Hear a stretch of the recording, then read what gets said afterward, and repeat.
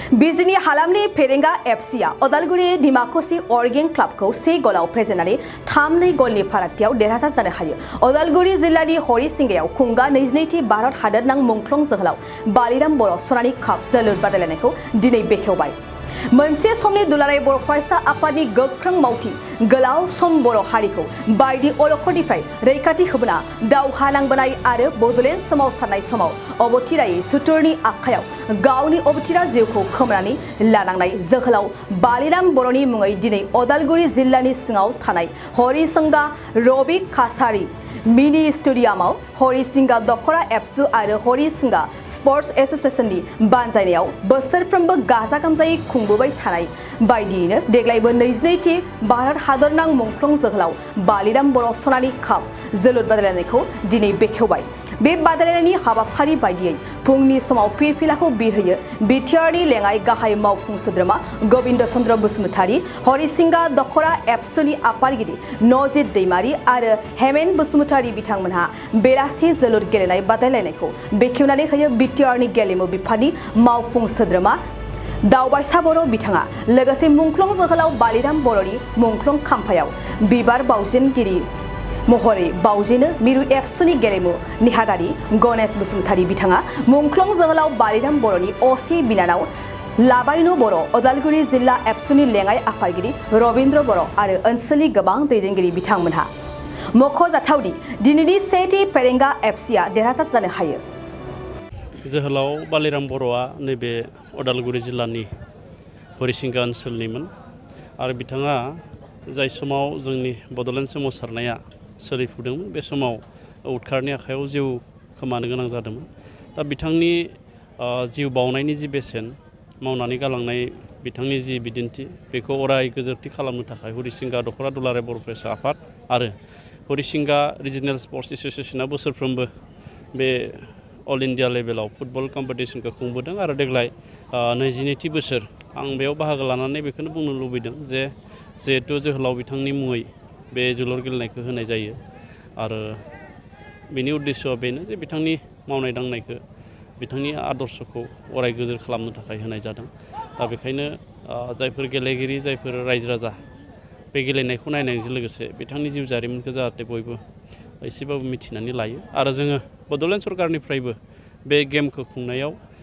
बोसोरफायाव जोङो 5 लाखै जोङो अनसुंथाइ होनाय जायो। बिटिसि सरकारनिफ्राय गेलेनाय बिथिङाव दावगानो थाखाय मा बिथांखि लादों? जोंहाथ' गोबां मावनो गोनां दङ। गिबियै जोङो जोंनि बड'लेण्ड ओनसोलनि जिफोर प्लेग्राउन्ड एबा गेलेग्रा फोथार बे गेलेग्रा फोथारानो जोंहा दासिमबो मोजां रोखोमै गैया। दा बेखायनो जोङो मोनसे बिटिसिनि मोनब्रैजि समस्तियाव जोङो मोनसे मडेल एस्टिमेट जों बानायदों गेलेग्रा फोथार माने मिनि स्टेडियाम जों बानायनो थाखाय बेखौ 5,40,00,000,000 बेखौ जोङो बानायनाय जादों आरो बेखौ जोङो प्रप'जेलखौ दासिम होनाय जाबाय आरो बे जायोब्ला आं सान्दों जोंनि गामि ओनसोलाव जि गेलेग्रा फोथारनि मोजां गेलेग्रा फोथारनि आंखाल बियो एसेब्लाबो सुफुंजागोन। दा बेनि अनगायैबो जोङो फैबाय थानाय बोसोराव जोङो रेसिडेन्सियेल कचिं बिनि थाखाय होनायनि जि राहा बेखौ जोङो लानाय जादों आरो बिटिआर सुक्तिनि गेजेरजों जि जोङो मोनफ्रोमबो जिल्लायाव साइ सेन्टार गायसननाय बेनि हाबाफारिखौबो जोङो डिपिआरखौ जों बानायनाय जाबाय आरो बिटिआर सुक्तिनि गेजेरजोंनो जि जोंहा स्पर्ट्स एकाडेमि आरो नेसनेल लेभेलनि जि मोनसे स्टेडियाम बेखौबो जोङो उदालगुरियाव बानायनो थाखाय जोङो हानि एलटमेन्टबो लानाय जाबाय आरो बिनि डिपिआराबो रेडि जाबाय। जों खम साननि गेजेरावनो बेखौ जोङो बेखेवनानै रायजो राजानो बे गेलेनायनि थाखाय जि खाबु बे खाबुखौ जोङो होनाय जागोन। आरोबाव फैबाय थानाय अक्ट'बर दाननि 9 खालारनिफ्राय 20 खालारसिम जों सा सानजा ओनसोलनि 6थि सिडिउलाव थानाय जि काउन्सिलफोर दङ जोंहा मिज'रामनि 3,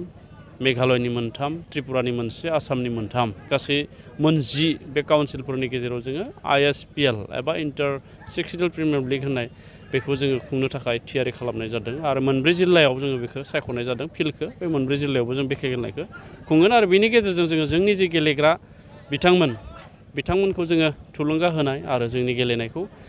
एसे मुंदांखा खालामनाय बेखौ जोङो थांखि लानानै बे गेलेनायखौ होनो नागिरदों। सार फैबाय थानाय समाव नैबे गेलेनायजों सोमोन्दो लाखिनानै गोदान इयुन जोलै जाखांफुनाय गेलेगिरिफोरखौ मा मेसेज होनो सानो? आं बेखौनो खावलायनो सानदों जिहेथु गेलेनाया गोदोआव रंजानाय हिसाबै गेलेयोमोनब्लाबो दिनै गेलेनाया एन्टारटेनमेन्टल' एबा रंजानाय बाजानायनिल' जानानै थायाखै बे गेलेनायनि गेजेरजों जोङो गावनि जिउखौ दानानै लानो हायो केरियार खालामनो हायो दा बेखायनो जोंनि बे लाइमोन सेंग्रा सिख्लाखौ आं खावलायगोन जे बिथांमोना जायहानोखि फिजिकेलि फिट आरो जाय जि इभेन्टआव गेलेनो मोजां मोनो बे इभेन्टखौ मोजाङै जाहाथे गेलेनानै बेजोंनो जिउ दानो हायो जिहेथु बेखौ आं खावलायगोन आरो जोङो बेनि थाखाय जोङो जोंनि बड'लेण्ड ओनसोलनि लाइमोन जायफोर फरायसुला फरायसुलि बिथांमोननि फिजिकेल फिटनेसा एसे सहाय जानाय बायदि बा डिफेन्सआव आर्मियानो होन पारामिलिटारि फर्सेसानो होन बेफोराव साख्रि मोननाया एसे इजि जानाय बायदि जोङो NCC इउनिटखौ जोङो थाबैनो जोंनि BTCआव जोङो गायसननो नागिरदों सेन्ट्रेल गभर्नमेन्टनिसिम दायो जों प्रप'जालखौ हरनाय जाबाय बिथांमोननिफ्राय मोनसे एप्रुभेल मोनोब्लानो जों NCCखौबो जोङो थाबैनो खुलिनो हानाय जागोन। मिरु दुलाराय बर' फरायसा आफादनिफ्राय दिनै जे 22थि जे अल इन्डिया जे जोहोलाव बालाइराम बर'नि दिनै जे जागायजेननाय जे फुटबल बादायलायनाय दा बेहाय आङो दिनै बिथांनि मुसुखायाव आङो बिबार बावजेनबाय आरो बेहाय आङो बिथांनि जे जिउमा आरो बिनि आत्माया जाहाथे मोजाङै थानो हायो बिनिसिम आङो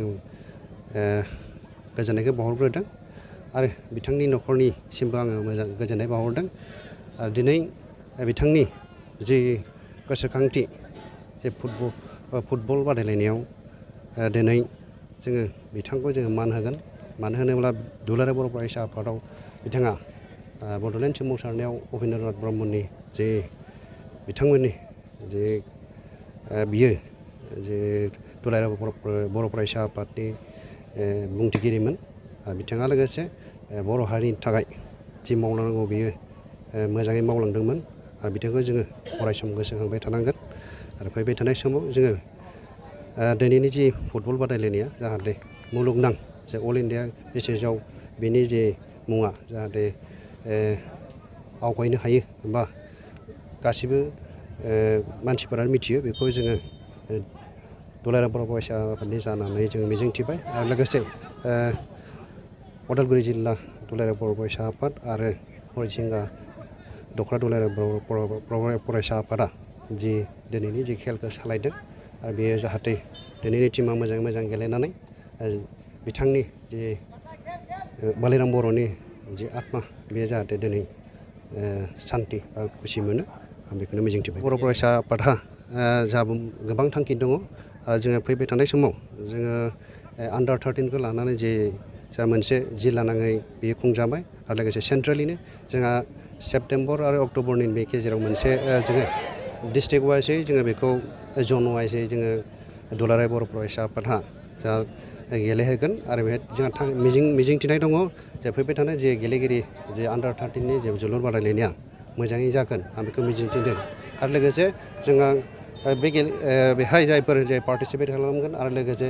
बे उन्दै उन्दै फरायसा आरो गेलेगिरि बिथांमोनखौ जोङो मोनसे जोंनि आइडिया बा जोङो साननाय बियो जोंनि केरियारजों लोगोसे जोङो बिसोरखौ एकाडेमिक लाइनाव जोङो जोंनि साननाय हनाया जों बेयाव थागोन आरो लोगोसे जोंनि बिटिआर गभर्नमेन्टआबो जे बेहाय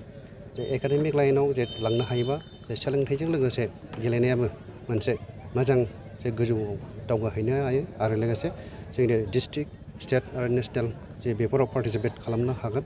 आङो बेखौ मिजिंथिबाय बिथांमोननिसिम जोंहा जोंनि दुलाराय बर' फरायसा आफादा जोङो बिसोरखौ पार्टिसिपेट खालामनायाव जोंहा रां बान्था होनाय बेयाव दङ आरो लोगोसे बिथांमोननि थाखाय जे सार्टिफिकेट होगोन आरो ट्रफिजों लोगोसे मान बान्था थागोन आरो बेहायनो जोङो बिसोरनि थाखाय जायफोर गेलेगिरिफोरा जाहाथे मोजां जे प्लेयार जागोन बिथांमोना जेरै मोजां क्लाबफोराव जे बिथांमोनहा जाहाथे गावनि गेलेनानै दिन्थिनो हायो जों बेखौ मिजिंथिदों आरो आं बेखौनो बुंगोन जाहाथे जोंनि जे दुलाराय बर' फरायसा आफादा बिसोरनि जे केरियारखौ लानानैनो जोङो एकाडेमिक सिस्टेमाव जोङो बेखौ लांनो हास्थायदों आरो जोंनि जे क'क्राझार साइ आरो फैबाय थानाय जि साइआ जागोन जे उदालगुरियावबो जागोन बाक्सायावबो जागोन चिराङावबो जागोन बे साइन्स सेन्टारा जुदि डेभेलपमेन्ट बा इनफ्रास्ट्राक्चारफोरा मोजाङै जायो बेहाय जोङो